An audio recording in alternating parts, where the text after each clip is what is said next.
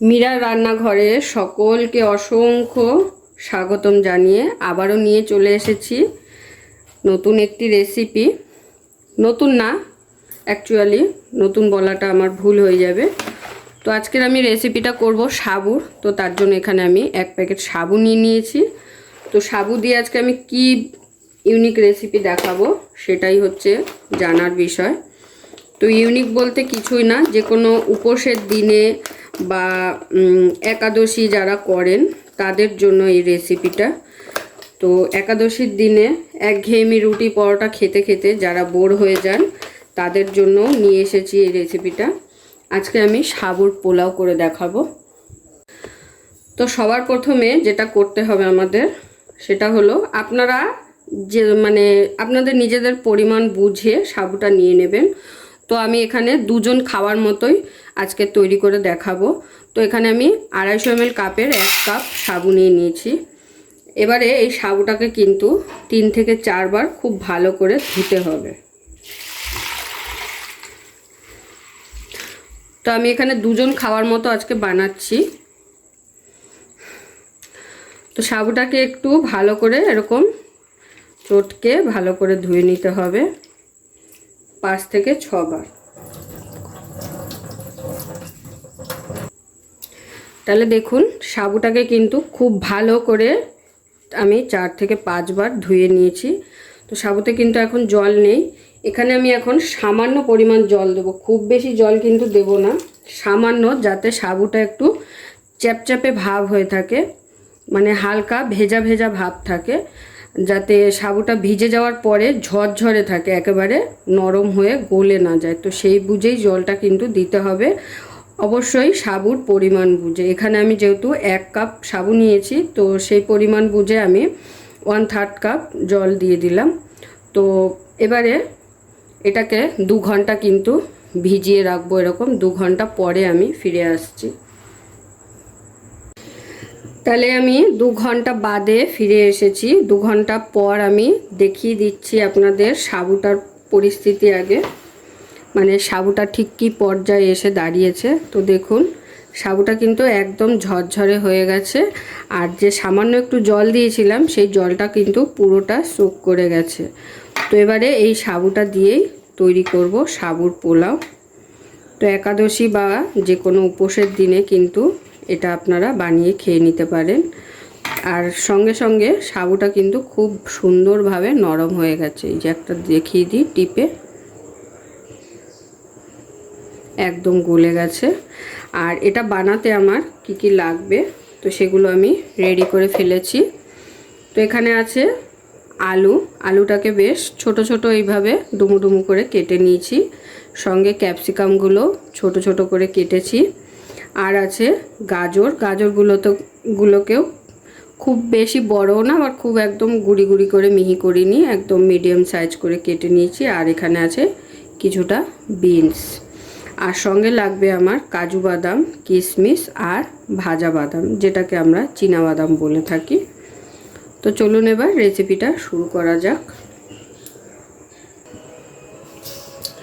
তো রান্নাটা শুরু করার জন্য আমি এখানে অলরেডি কড়াই বসিয়ে দিয়েছি। কড়াইতে এবারে দিয়ে দেবো সর্ষের তেল। যেটা আছে তো কড়াইটা বসিয়ে দিয়েছি, কড়াইটা কিন্তু হালকা গরমও হয়ে গেছে। এবারে আমি এখানে দিয়ে দিচ্ছি সর্ষের তেল। তো আপনারা চাইলে রান্নাটা সাদা তেলেও করতে পারেন, কিন্তু আমি সর্ষের তেল দিয়েই করব। তো সত্যি কথা বলতে সাদা তেল খাওয়া অতটা ভালো না স্বাস্থ্যের পক্ষে। তো সেই কারণে আমি আজকের রেসিপিটা আপনাদের সর্ষের তেল দিয়ে করে দেখাচ্ছি, কিন্তু আপনারা চাইলে সাদা তেল দিয়েও করে নিতে পারেন। তো এবারে আমি এর মধ্যে দিয়ে দেবো 1 চামচ ঘি।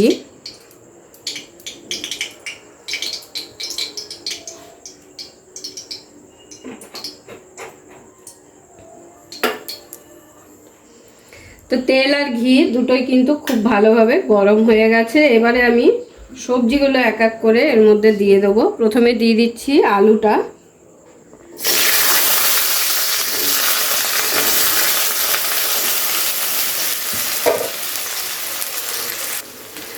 তো প্রথমে আলুটাকে কিন্তু একটু ভেজে নিতে হবে ভালো করে।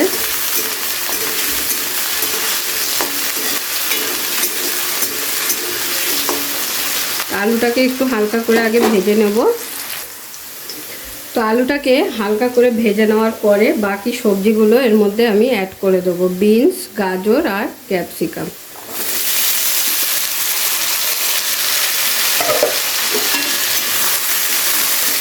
এবারে সমস্ত সবজিকে একসাথে খুব ভালো করে একটু সময় নিয়ে ভেজে নেব প্রথমে, যাতে সবজিগুলো ভাজতে ভাজতে প্রায় 80% সিদ্ধ হয়ে যায়। তো সেইভাবেই ভেজে নিতে হবে। তো দেখুন সবজিটাকে কিছুক্ষণ ভেজে নিয়েছি। কিছুক্ষণ ভেজে নেওয়ার পরে এবারে এর মধ্যে দিয়ে দিচ্ছি আমি পরিমাণ মতো নুন। নুনটা আপনারা আপনাদের পরিমাণ বুঝেই দেবেন। আর দিয়ে দেবো সামান্য একটু হলুদ গুঁড়ো।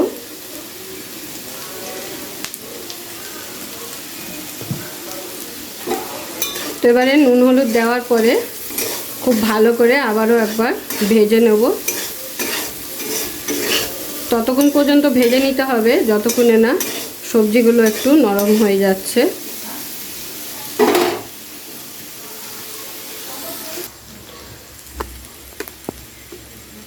তাহলে দেখুন একটু সময় নিয়ে ভাজাতে আমার কিন্তু আলু বলুন গাজর বলুন সব কিছু খুব ভালোভাবে সেদ্ধ হয়ে গেছে। এই যে একটা আলু আমি একটু দেখিয়ে দিই, এই দেখুন কত সহজেই দুভাগ হয়ে যাচ্ছে। একটা গাজরও দেখিয়ে দিই, এই যে।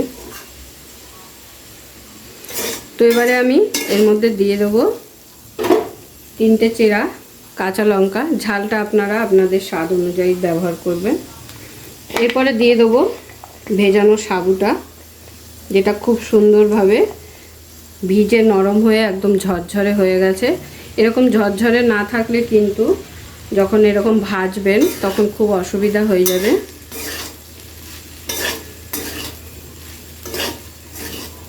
তো সাবুটা দিয়ে সবজির সাথে একটু সময় নিয়ে ভেজে নেব।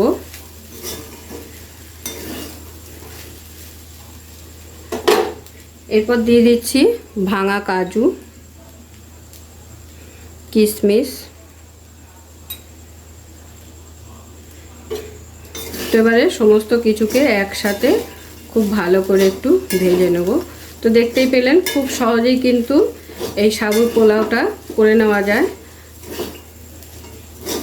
তো উপোসের দিনে একঘেয়েমি খাবার খেতে না ভালো লাগলে এটা কিন্তু বানিয়ে অবশ্যই খেতে পারেন, বা একাদশীতেও খাওয়া যায়।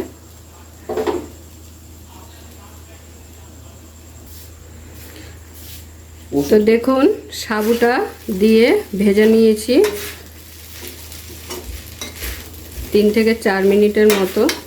পুরো কিন্তু একদম ঝরঝরে রয়েছে আর দেখতে এত অসাধারণ লাগছে, খেতেও কিন্তু সেরকম অসাধারণ লাগে।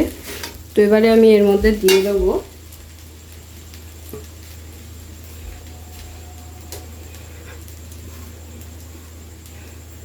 একটু মিষ্টি দিয়ে দেবো। তো দিয়ে দিচ্ছি সামান্য একটু চিনি, খুব বেশি না, একটু সামান্য একটু নামমাত্র।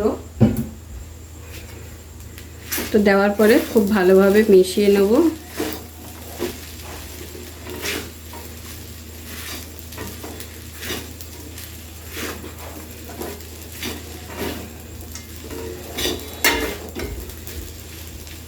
আর নামানোর আগে আবারও ওপর থেকে একটু ঘি দিয়ে দেব।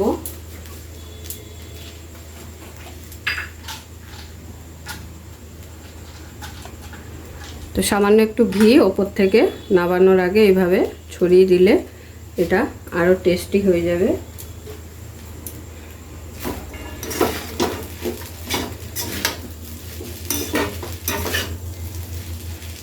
তো আরও একটা জিনিস কিন্তু এখানে দেওয়া বাকি রয়েছে। তো সেটা হলো যে বাদামটা দেখিয়েছিলাম, সেই বাদামটা হালকা আমি একটু এইভাবে গুঁড়ো করে নিয়েছি, এটা এবারে দিয়ে দেবো। এই বাদামটা কিন্তু সবার লাস্টে নামানোর আগে দিতে হবে। তো বাদামটা দিয়ে খুব ভালোভাবে মিশিয়ে নেব। তো তো সব কিছু দেওয়া হয়ে গেছে, এবারে কিন্তু আমার সাবুর পোলাও একদম রেডি। তো এবারে কিন্তু আমি নামিয়ে গরম গরম প্লেটে সার্ভ করে নেব। তো দেখে কি মনে হচ্ছে যে কতটা টেস্টি হবে কমেন্ট করে অবশ্যই সকলে জানাবেন। তো এবারে গরম গরম প্লেটে সার্ভ করে নিচ্ছি।